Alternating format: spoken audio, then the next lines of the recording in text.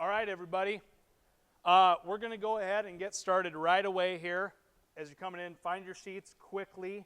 I have a lot of content to get through, a lot of really important content to get through here today.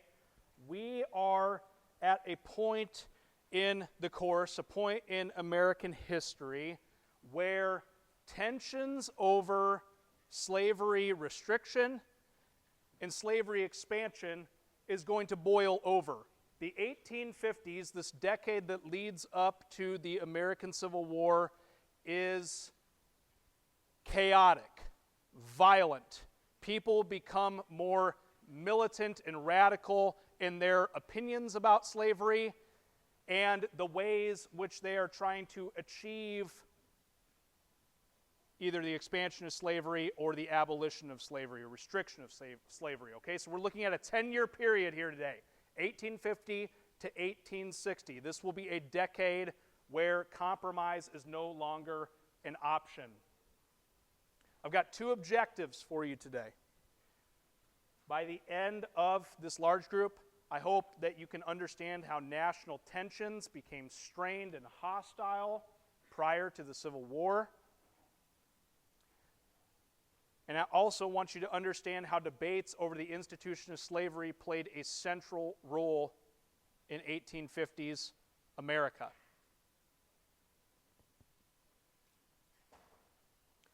Give people just a little bit to jot these objectives down.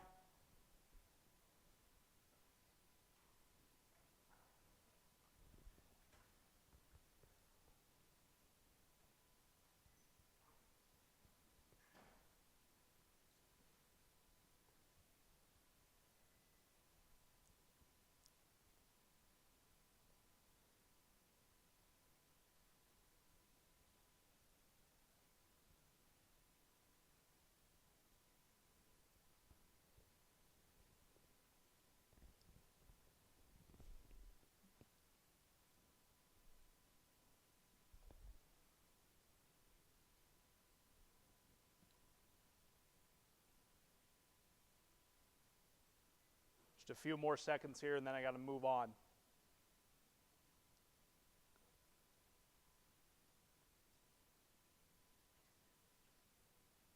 All right. The first thing that I want to talk about when we talk about 1850s America, I want to talk about sectionalism a little bit, okay? I've got this graph here for you to start to understand some of the economic differences that are taking place between the northern United States and the southern United States, okay? I just want to give you a quick definition of sectionalism. That way you kind of understand what we're talking about when we throw that term around. Sectionalism can be defined as maintaining loyalty to a specific region of a nation rather than the country as a whole. I'll say that one more time. Sectionalism can be defined as maintaining loyalty to a specific region of a nation rather than the country as a whole.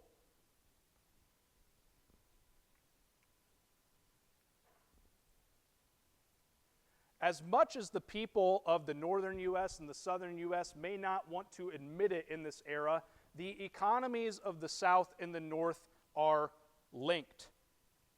You can see by this graph here, the North really owns a lot of the manufacturing in the United States, and southern cotton production.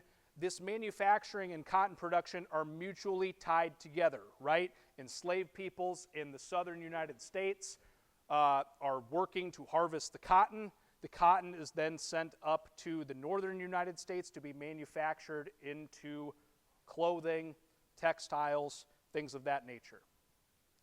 So like I said, the North controls most of the industry in the United States. You can see they also have the majority of the population, railroad mileage. They're producing the most iron and steel in the United States, and they also are responsible for about 3/4 of the wealth production that the United States is putting out as a country.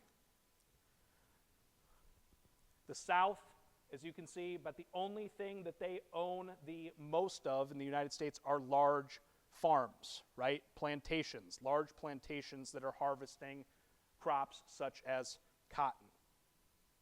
as the debate and conflict over slavery is going to become more volatile over the course of this decade, economic dependence between the North and South is going to be exposed.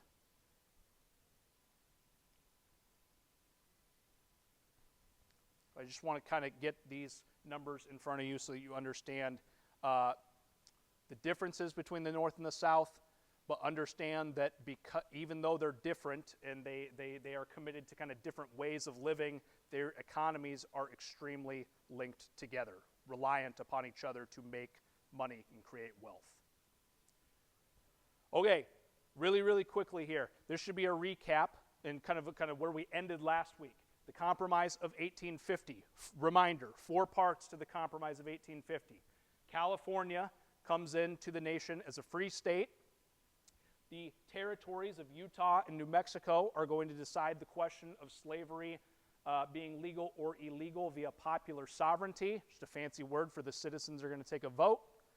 The slave trade is banned in the nation's capital, Washington, D.C., and there is a new, harsher fugitive slave law that is put into place. Okay, punishments for not cooperating with the return of escaped enslaved individuals is going to net you a harsher fine. It's going to net you potential jail time. No longer can northern citizens and northern states disregard fugitive slave laws.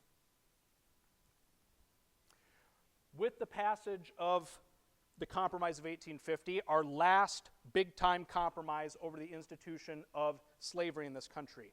3 kind of stalwarts of Congress that have been, pillars of compromise for the last 30 years plus. Henry Clay, Daniel Webster, and John C. Calhoun. All 3 individuals are essential in brokering this Compromise of 1850. Within 2 years of the passage of the Compromise of 1850, all 3 men pass away. All 3 men die, okay? And with the deaths of Henry Clay and Daniel Webster and John C. Calhoun, you could really say the spirit of compromise as a whole dies in the United States. No longer are politicians going to be willing to compromise to try to keep the Union together over the question of slavery.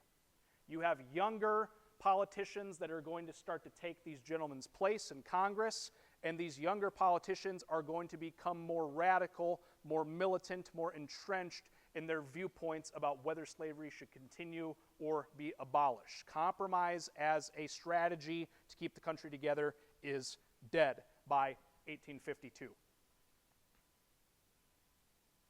Just want to talk real quick about this fugitive slave law because I think it's really important for you to understand this piece of the Compromise of 1850.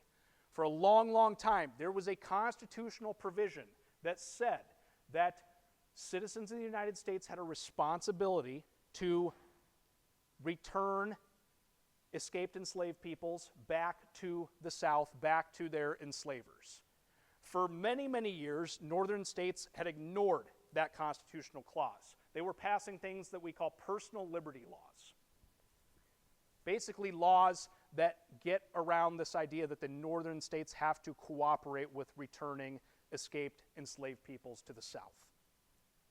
This new Fugitive Slave Act that gets passed as a part of the Compromise of 1850 is going to legally reinforce the original constitutional clause in a more ironclad, stronger way.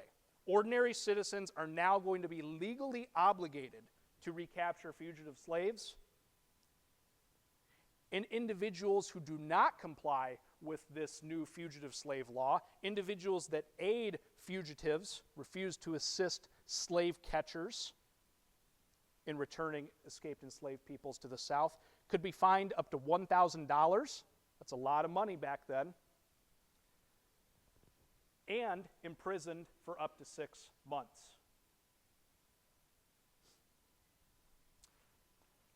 When this law gets passed, many citizens of the North, the northern viewpoint is that the federal government is engaged in a compact with powerful southern politicians and large plantation owners. These northern citizens are saying The federal government is influenced by the wealthy planter class in the South. They're influenced by these really, really wealthy and prominent politicians in Congress. The federal government is kind of in bed with the Southern slavocracy. People in the North do not like this new fugitive slave law. You can see this broadside, this kind of poster warning fugitive enslaved peoples to be on the guard, right? People don't trust anybody, right? People are out there trying to find you and capture you, kidnap you, and return you to the South. And sometimes it's not, I mean, you got these slave catchers that are out there, and it doesn't even matter if you're an escaped enslaved person. You could be a free black man or woman living in the North, and these people, because there's money involved with capturing escaped enslaved peoples, they could nab you, kidnap you, and send you to the South. If you've ever seen the movie 12 Years a Slave, that's exactly what happens to a gentleman living in the northern United States. He's sent down to the South wrongfully and enslaved for a long time.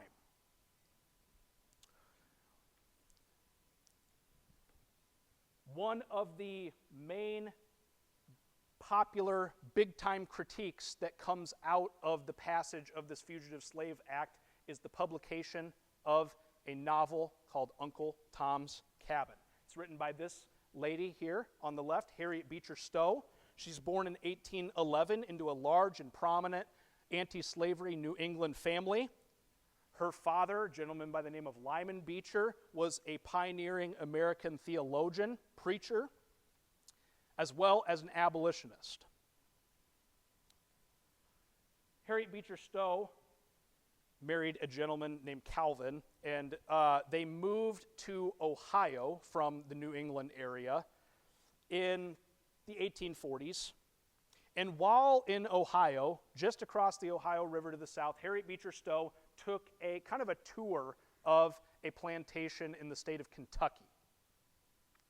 And so this is really the first time that Harriet Beecher Stowe has seen the horrors and the plantation slave system in person. She is physically witnessing what is going on a plantation with her own eyes.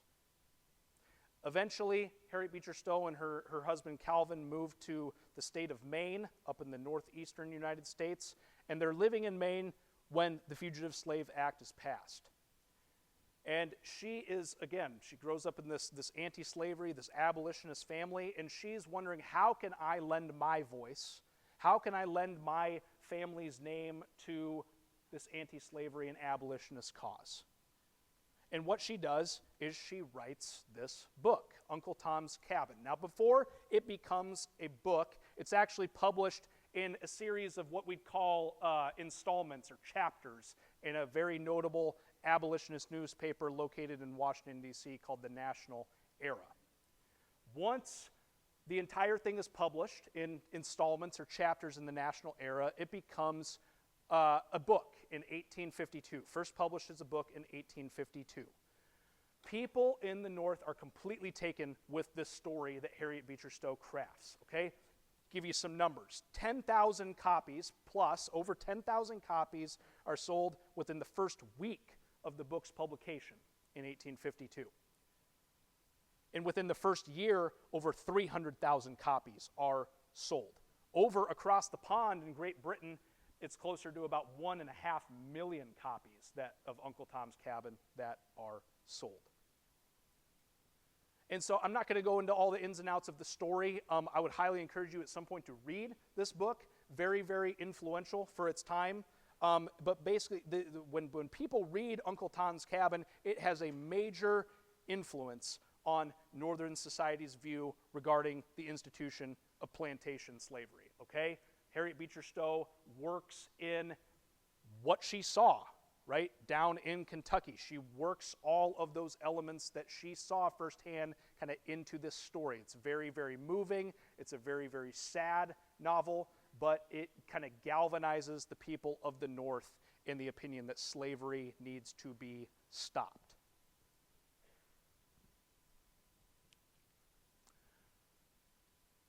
The problem is, not everybody in the United States believes slavery needs to be stopped. This gentleman over on the right-hand side of the screen, his name was Stephen A. Douglas. Stephen A. Douglas. We live in Douglas County. Okay, some of you live here in Douglas County, named after this gentleman, Stephen A. Douglas. Stephen Douglas has this idea. He wants to try to organize the remaining Louisiana territory into territories, okay, officially, federally kind of recognized and established territories. Stephen Douglas is a Democrat from the state of Illinois.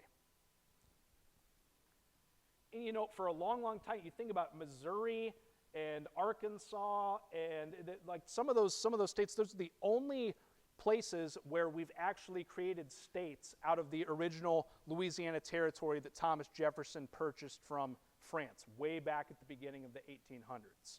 And so Stephen Douglas thinks it's time for us to actually officially organize the rest of this territory. And what he does is he decides to split it up into two territories. Congress decides to split it up into two territories. The Kansas Territory and the Nebraska Territory. And you can see up there on the map exactly where those territories begin and end. Stephen Douglas has a really, really interesting idea when he proposes this bill and tries to get people to vote on it.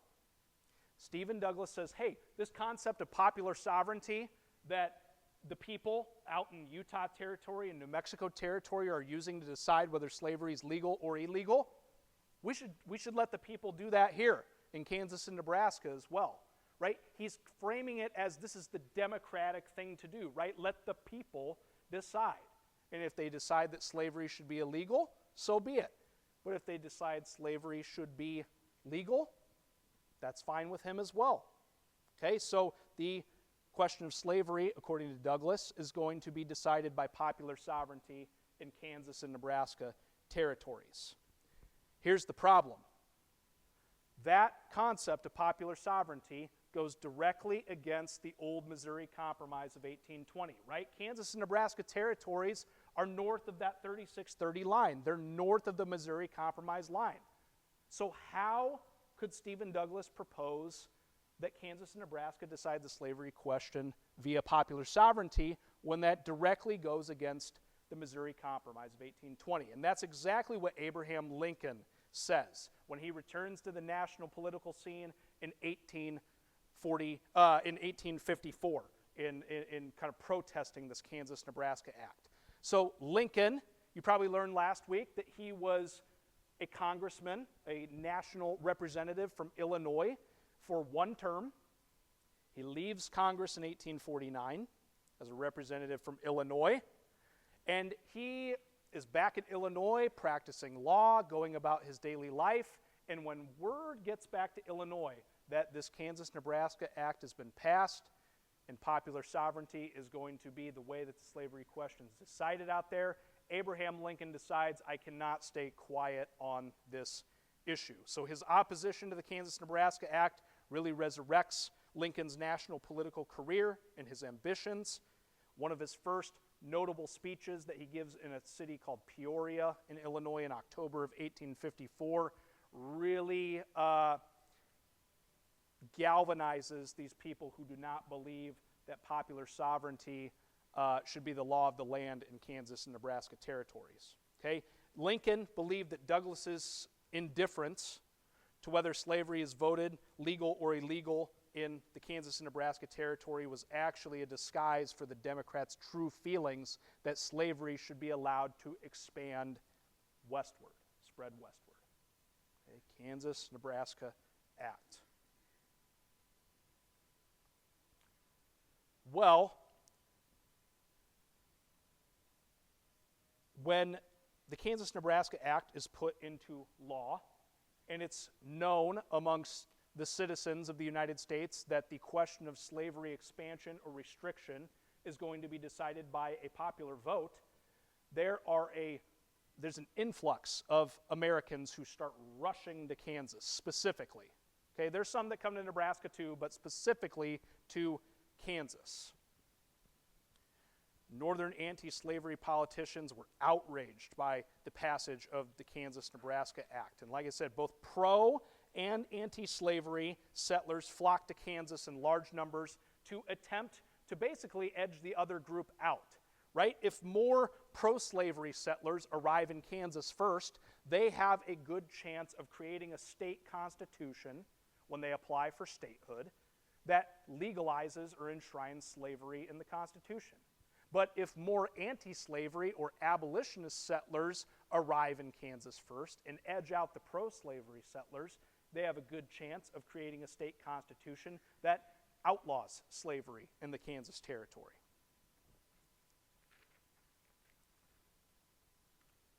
One of the big-time issues that takes place when Kansas is opened up for settlement and people know that the question of slavery expansion or restrictions going to be decided by a popular vote is pro-slavery citizens from Missouri, right across the border from Kansas Territory, start flooding over to Kansas.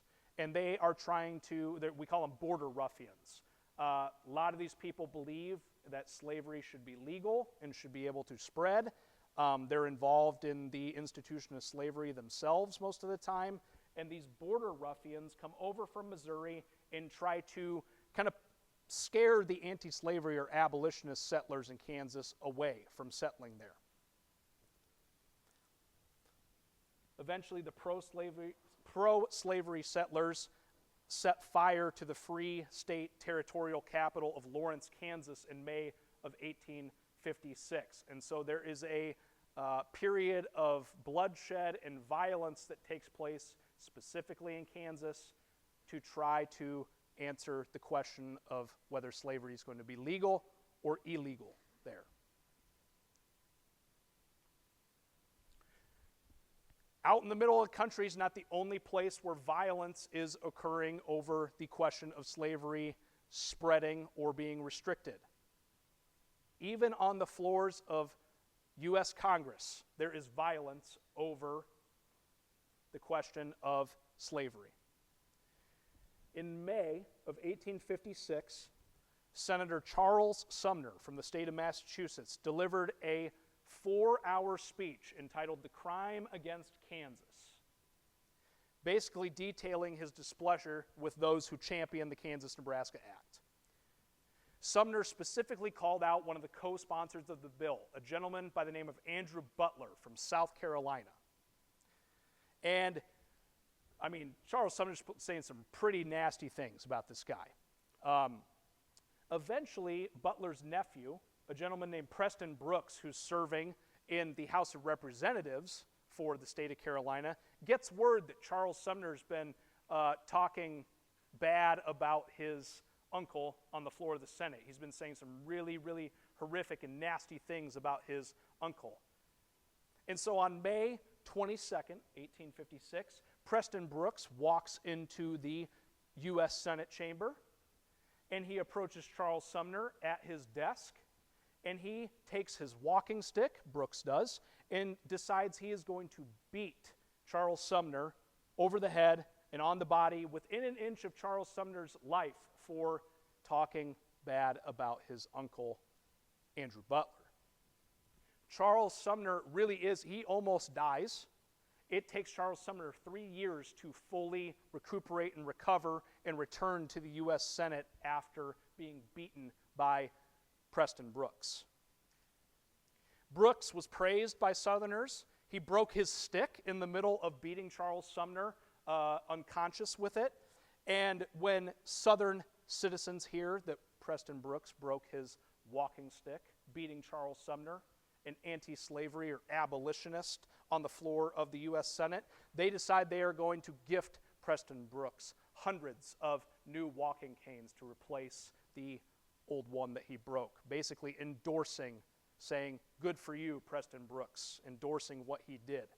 Okay? Brooks was eventually fined $300 for the incident, but he was never formally censured or reprimanded. Okay? So this just shows the show. It's not only out on the frontier of the United States where this issue of slavery is descending into chaos and violence.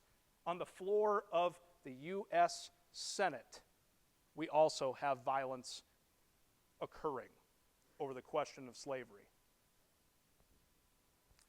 Well, it's only going to get more violent in the Kansas Territory over the question of slavery when this gentleman arrives, John Brown. John Brown was born in Connecticut in 1800. John Brown is what we would call a strong follower of Calvinism, Calvinist theology, specifically the idea that people are predestined to enter heaven or hell. And John Brown believes that the people, the elect, the people who are predestined to enter heaven, can be used by God in very powerful ways. And John Brown believes he's part of this elect, and he believes that God is going to use him to end the institution of slavery in the United States of America. Brown and his family were constantly on the move due to Brown switching jobs. He never really had a steady profession. They live in places like Massachusetts and Ohio before finally settling in upstate New York permanently. Like I said, Brown, this dude is a hardcore abolitionist, okay? He's what we'd call a militant abolitionist. He has no problem using violence to try to further the cause of ending slavery immediately in the United States. Brown's ultimate goal is he wants to arm enslaved peoples, organize a massive slave revolt, and he believes that that will kick off the beginning of the end for the institution of slavery in America. One of the most notable events that Brown partakes in when he moves out to the Kansas Territory after the passage of the Kansas-Nebraska Act, Brown and two of his sons and other abolitionist followers decide that they are going to join this fighting between pro and anti-slavery settlers. Brown arrives at the height of the extreme violence taking place, right? We call this violence between pro-slavery and anti-slavery forces in Kansas, we call it Bleeding Kansas, because there was so much violence and bloodshed taking place over this question of whether Kansas was going to be a place where slavery is legal or illegal. And in May of 1856, in response to getting word that Charles Sumner had been beaten within an inch of his life on the floor of the U.S. Senate, Brown and his sons and his followers slaughtered 5 pro-slavery settlers in their cabins along the banks of Pottawatomie Creek in Kansas. Okay, so this really gives John Brown a national reputation for being a hardcore abolitionist. One of Brown's sons kind of stays back and is actually killed in the fighting, and eventually John Brown heads back east. He's kind of done what he came to do in Kansas. He goes back east to try to regroup and plan for future raids against the institution of slavery. We'll hear more about John Brown here in just a bit. He will come back. Just real quick, want to touch on a really important development that takes place in 1856 as well. The Republican Party emerges as a national political party as early as 1854, and the big-time event that gets them to form this new party is the passage of the Kansas-Nebraska Act. So the early days of the Republican Party, it's kind of a fusion party. You have anti-slavery or anti-Kansas-Nebraska Democrats that are joining. You have abolitionists that are joining, as well as members of the recently collapsed Whig political party as well. And they are forming this new political party with one goal in mind. They are opposed to the spreading of the institution of slavery. John C. Fremont, this guy that you see in the picture, Fremont, Nebraska, is named after him. He was an explorer of the western United States, one of the guys who's responsible for really blazing the path of the Oregon Trail that we talked about last week. And Fremont is a nationally recognizable figure, one of the most popular people in the United States at this point in time, and he joins the Republican Party. And so the leaders of this party believe that they have the perfect guy to run for President of the United States in 1856. It doesn't work out that way. I mean, Fremont runs, but he loses, okay? He loses some big-time states like Pennsylvania and Illinois to a politician named James Buchanan, a Democrat from Pennsylvania, okay? Now, the Republicans lose the first time that they run a national candidate for president, but they pick up some pretty significant electoral vote counts in places like New York and Ohio. And so the Republican Party is going to become the main political party that challenges the Democratic Party from now on in the United States. Okay? So they lose in 1856, but the Republicans are kind of here to stay. We have a very, very important Supreme Court case that is rendered down in the United States in the 1850s as well. A Supreme Court case that, again, kind of galvanizes pro- and anti-slavery citizens and politicians. It's what we call a landmark Supreme Court case. And the court case is called Scott versus Sandford. Dred Scott versus Sandford. It's argued in 1856, and the opinion is rendered down by the Supreme Court in 1857. Here's a quick rundown of Dred Scott, the background. Dred Scott, on the right-hand side of the screen there, was an enslaved man from the state of Missouri. For a 10-year period in the 1830s and 1840s, Dred Scott was taken by his master, his enslaver, to the free states and territories of Illinois and Wisconsin. Upon returning to Missouri after that 10-year period, Dred Scott's enslaver dies pretty quickly, and Dred Scott decides that he is going to sue for his freedom on the basis that he spent a 10-year period in free territory and states. Initially, Dred Scott filed suit in Missouri State Court for his freedom and lost, but eventually Scott appeals this decision, and the court case works its way up the system and ends up on the docket of the highest court in the land, the Supreme Court of the United States, like I said, in 1856. And the gentleman on the left-hand side, this guy by the name of Roger B. Taney, and he is Chief Justice of the Supreme Court at this time. And Taney is going to be the gentleman who writes the, what we'd call an infamous decision for the majority. The Supreme Court decides 7-2 in favor of Sandford, not Dred Scott. So the constitutional question before the Supreme Court is, was Dred Scott free or was he a slave? Here's what Roger Taney says. Roger Taney says that Dred Scott was not a citizen of any state because he was the descendant of a slave and a slave himself. Therefore, he didn't really even have the ability to bring a court case like this to any sort of court. Taney also claimed that the founding fathers, never intended to include blacks or other minorities in their description of all men, and all men are created equal in the Declaration of Independence.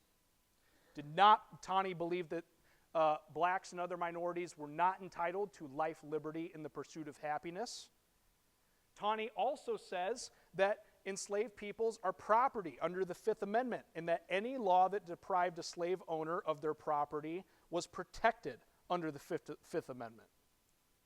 And finally, this is the big one, Roger Taney also says that the Missouri Compromise of 1820 was unconstitutional on the grounds that he believes that Congress never had the authority to ban slavery from the federal territories. This decision completely enraged Northern abolitionists and anti-slavery advocates.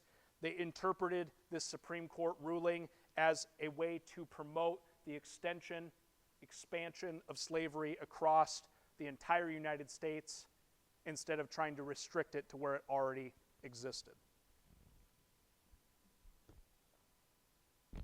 Real quick here. Lincoln-Douglas debates. Just know this is a series of 7 debates that takes place between Abraham Lincoln and Stephen A. Douglas. They are competing for a Senate seat from the state of Illinois in the election year of 1858. They're debating issues like the Kansas-Nebraska Act and popular sovereignty, the recently rendered down Dred Scott Supreme Court decision. There's a total of 7 debates. You can see where they all were there in the state of Illinois. Abraham Lincoln eventually loses this Senate race. However, it really catapults Abraham Lincoln onto the national political scene. The debates are printed in full in newspapers around the country. And so Lincoln raises some really, really important points regarding popular sovereignty, Dred Scott, etc. But Stephen Douglas wins. But Abraham Lincoln is now a nationally recognizable political figure for the Republican Party. Am I doing on time here? I'm running out. I'm running thin here. Okay, really quickly. Harper's Ferry raid. John Brown is back, and this is kind of his mastermind plan. In October of 1859, John Brown and 21 followers decide that they are going to try to overtake the federal arsenal and armory at a place called Harper's Ferry, Virginia. They successfully do so, and their plan is to take weapons from that arsenal and begin to try to arm enslaved peoples at nearby plantations, and then spark this big-time slave revolt that John Brown believed would end the institution of slavery. The problem is the town citizens eventually catch on to what Brown and his followers are doing, and eventually they are surrounded, they are captured. John Brown is accused and put on trial and convicted guilty of attempting to incite a slave insurrection, and John Brown is hanged on December 2nd of 1859. John Brown in the North becomes a martyr for the abolitionist cause, the anti-slavery cause, but in the South, he is seen as the ultimate villain. He is seen as the Southerners' worst fears incarnate, right? And so this widens the gap between North and South, really like never before. We'll finish the rest in small group. Thanks for paying attention.